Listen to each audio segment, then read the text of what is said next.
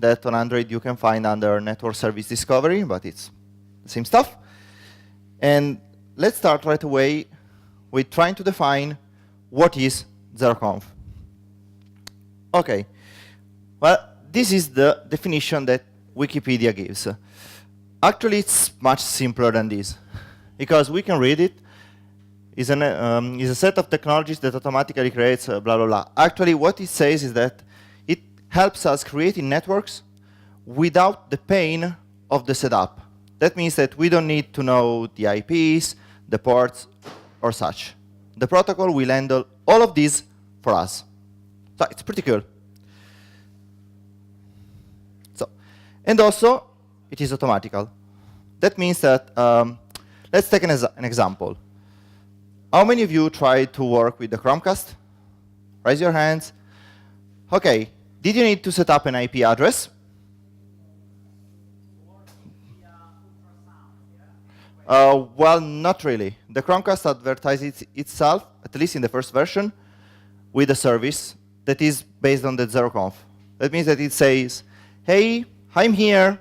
If you need me, I'm here. There are some technologies, like one that Samsung uses for transferring data from and to a Samsung device, that are based on ultrasound. And it's quite fun, actually. I played a little bit with that, and it's fine. So, where can we find ZeroConf? Actually, if you try and run a ZeroConf browser in your network, you will see that if you have different services enabled, like one of those, you will see that your machine is advertising something that you were not aware of.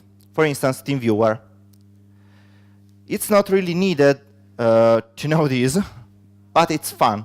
Because, for instance, if you are looking for a computer that has got an NVIDIA video card on it, you can just look for the process in the network, and you will find immediately what is this computer. I don't know if you already tried new gaming stream service from NVIDIA that will let you play the games from your computer to your NVIDIA Shield. Did you try that? No. Well, it works in the same way. The software that NVIDIA asks you to install will advertise himself, and the NVIDIA Shield will find that software. And once they establish the connection, the game runs on your computer, and you can see the output on your NVIDIA Shield. OK, so what are the strength points of this protocol? First thing is that this is a standard. Unlike the UPnP that is more like a consortium, that means that for different manufacturers, there are different rules. That's why not all the products that ships with the UPnP logo work with all the products that actually support this technology. But we'll see that later. And of course, Apple has its own implementation of the ZeroConf that is called Bonjour and was previously known as Rendezvous. OK, I was forgetting the most important stuff. On Android, we have different ways for doing this. So, well, this was what I was telling earlier. But, well, it's just a fun fact, and we react in this way when we know. But, well, that's it. So, how does this work? We need to create a server that we say, hey, I'm a server, and I'm advertising the service that you are looking for. And then there is the client that says, oh, nice, thank you. Now I got your IP and the port on which I need to connect. So we don't need a real infrastructure for this, because the ZeroConf will provide everything. And actually, it tries to put in the first place simplicity over scalability. This doesn't mean that it won't work on very large networks. It just means that it works best when we need something simple. So on very big networks, you may want to explore other solutions, but for your home network, ZeroConf works just fine. We have 4 different layers of that are specified in the protocol, and we are going to see them in a few minutes. And yes, and it's aware of network changes. This is actually one part of the 4 rules of the protocols, and unfortunately, is a few years that it's still a draft. So even if we have a lot of products that ships this technology, it's still a draft. So it's not really completed yet, and we might see some changes in the future times. So the first rule for ZeroConf is the IP interface configuration. That means that it needs to configure a net mask and allocate a unique IP address. I mean, that is pretty basic stuff. If we don't have a net mask and an IP address, we cannot do anything. But the protocol handles this for us. And most important, we don't really want to remember long IPs. So it's better if we have a name. So the second rule establishes that we shall be able to use host names, and the protocol will resolve the host name to an IP address for us. And another important part is that if at the first scan, because this protocol works by scanning the network in the end, the device is not found, or for any reason there is an error, the error will not be preserved, and at the next scan, it will try again to retrieve this device. And in case we have 2 devices that try to advertise themselves in the same network with the same name, the second one that comes will change its name. You can see that if you, for instance, have 2 Macs, maybe one MacBook that you use for your job and one MacBook that is your personal, and if you're like me, you name them in the exact same way, like MacBook-Roberto. Yeah, I don't have any idea how to name a computer. So what happens is that I have the first computer, the second one comes in and say, hey, I renamed your computer to MacBook Roberto 2. This is the conflict detection that comes in. So then there is the third rule, and that is the multicast address allocation. So the first thing that our protocol will do is actually specify the scope of its interaction. And here we have 3: local, set local, and link local. Local is the most famous one. I've never seen the other 2 used, but maybe there is someone using them. And select the multicast address so that we are able to avoid, again, conflicts, because, again, since the simplicity is the first thing that this protocol is trying to provide, avoiding conflicts is the first step to giving users something simple. So, of course, there will be some users that would prefer to handle the conflicts in other ways. But again, this is something that aims to be simple. So the less operations we need to do, the better it is. Then there is the other part, and this is the most important one. That is the service discovery. So we saw that we have an IP, we have a host name, so we can use that name to discover our service. But we can also use the type. That means I don't want to find that specific printer, but I want to find all the printers. So the service will allow us, well, actually, the service discovery will allow us to do that. Then the discovery should be also pretty fast, because since we will do quite a lot of scanning, at least on Android, you have a timer, and every time the timer ticks, then a new scan is started. So the scanning should be fast. That means that we cannot wait for 3-4 minutes for the scanning to complete.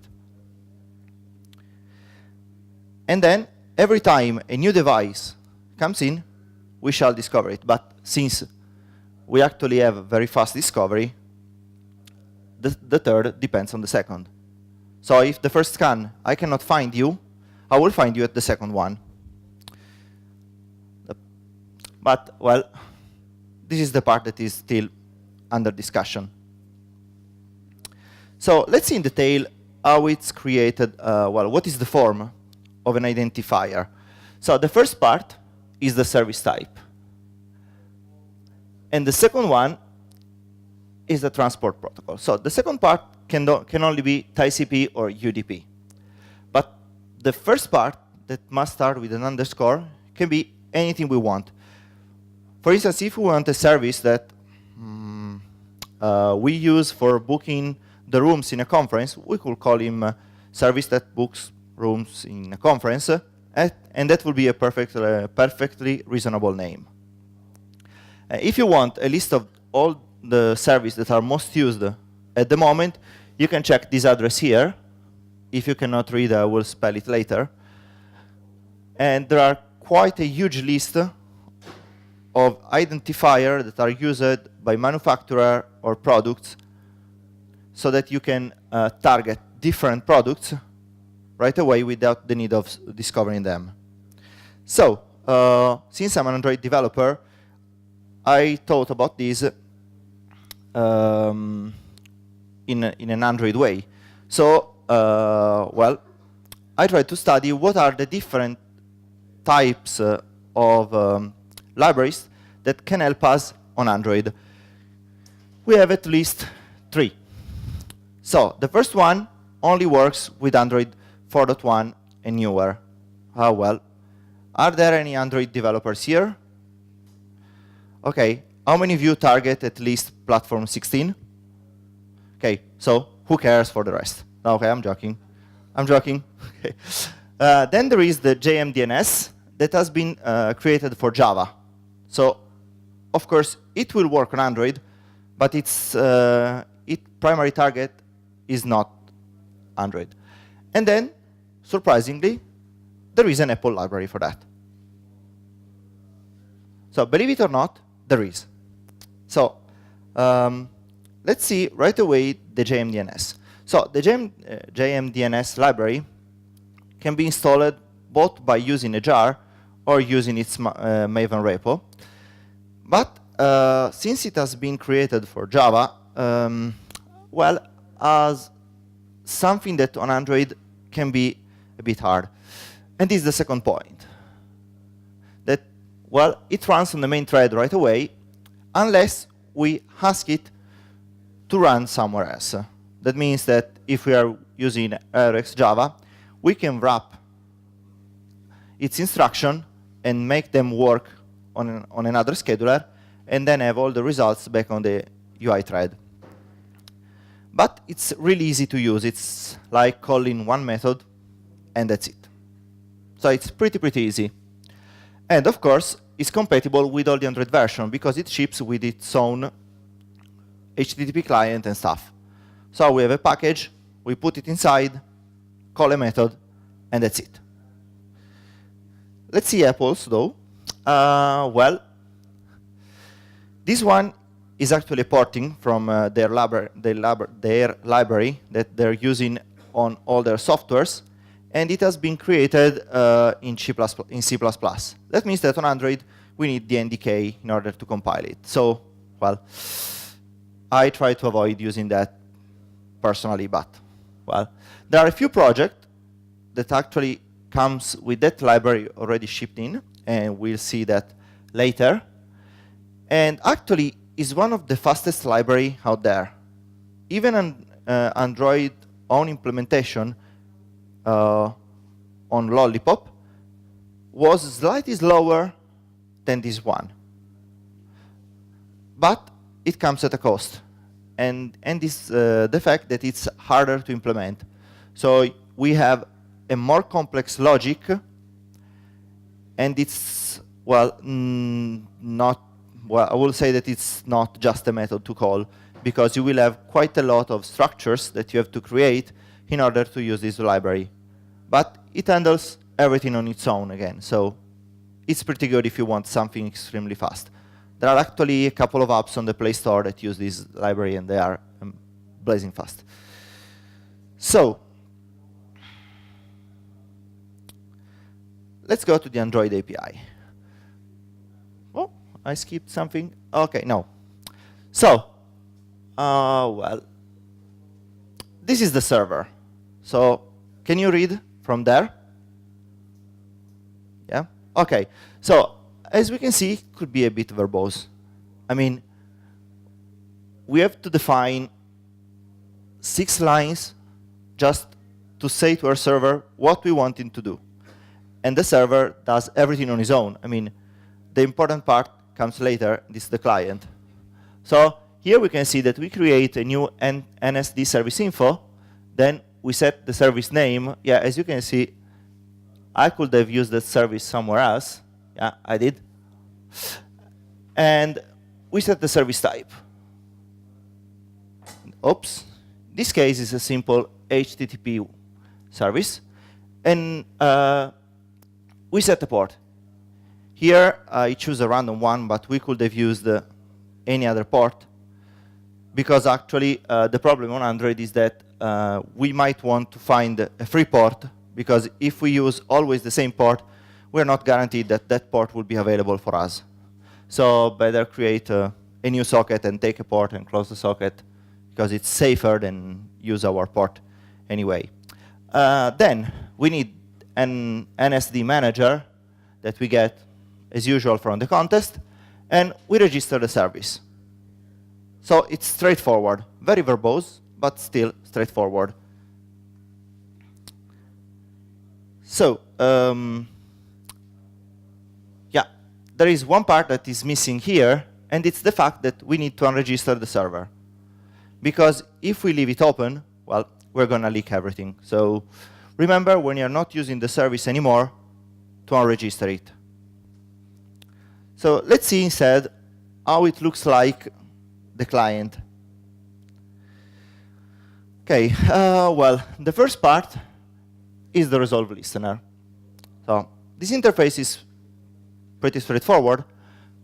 We have a callback for the error and the callback for the success. So it's pretty easy, right? When it comes here, we can finally know everything about our service. So this is the last part of the chain. But to get here, we actually need to write the part that discovers the services. And, well, it's this one here.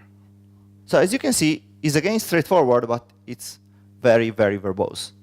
So we have this discovery listener, and it gives us quite a lot of methods, like when we started the discovery, when we finished the discovery, if the discovery failed, or we lost some services. Well, we have quite a lot of callbacks.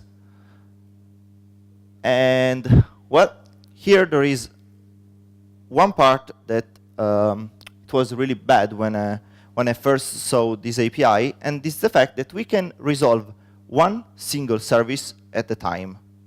That means that if we are already resolving something, and we try to resolve something else, it will crash.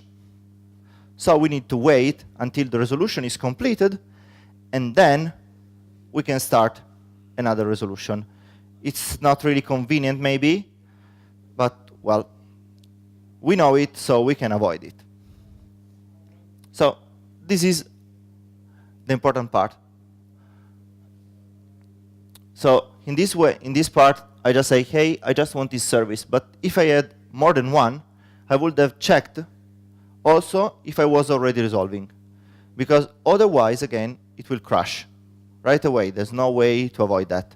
Well, of course, a try catch would work, but we would lose some information. Yeah? Wouldn't it be possible to declare another discovery listener and go edit with two separate ones. If you want two separate services to be discovered. Actually, it won't work because you have a set discovery listener. That means that the old one will be erased. So, of course, that would not crash, but it will anyway lose the data. You will lose the data before. So, but this is not ended here. Actually, we have something more in order to make everything work. And this part. So we start discovering our service, putting everything right in the method. And then when we finish, we can stop it. Once more, we have to stop it, otherwise we will leak things.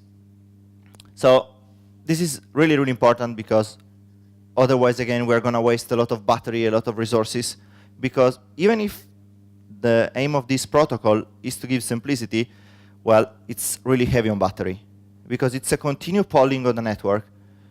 Because there are some manufacturers that, for increasing the battery life, will actually delay the times between the scanning of 1, 2, 3, or even 5 minutes. I've experienced a device that had a delay of 5 minutes between scan. Well, it was quite hard to debug it.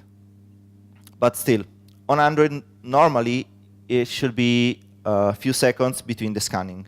That's why you need to stop it as soon as you are done. So, well, are there better ways of doing it? Yes, there are. Because actually, there are quite a lot of libraries in the web that will help us reduce the amount of code that we need in order to have the ZeroConf enabled for our app. So those are 5 libraries that I found on the web for Android, and some of them are based on JMDNS or Android APIs, but the majority of them is actually based on the Apple MDNS library. So there are projects, all these are open source projects that you can find on GitHub. And well, most of them are based on Apple solutions. So if you don't want to compile everything again from scratch with the NDK, you can just go and grab any of those libraries and use them easily. Some of them are even reactive, if you want to React Java. Others are based on callbacks, like the last one. So you can actually find everything right there on GitHub if you need to use this library. So I was incredibly fast, and I'm already done. So if you have any question, just... Is it possible to specify multiple service types in one discovery? Yes. You can actually So you can actually do that, or you can select also all the services available. How do you do it? You specify the service type altogether, or? No. In that case, it won't work. You have to use specific keywords. I don't remember the exact keywords now. Okay. But I wrote an article about it, and there is that keyword. Because otherwise, if you specify more services, somehow the Android API won't understand it. Okay. So you will have to specify either your service. So if you have multiple machines running the same service, you will find all the machines. Or specify that you want to know everything that is running on your network. Could you please restore the slide with the list of the services which are available? Sure.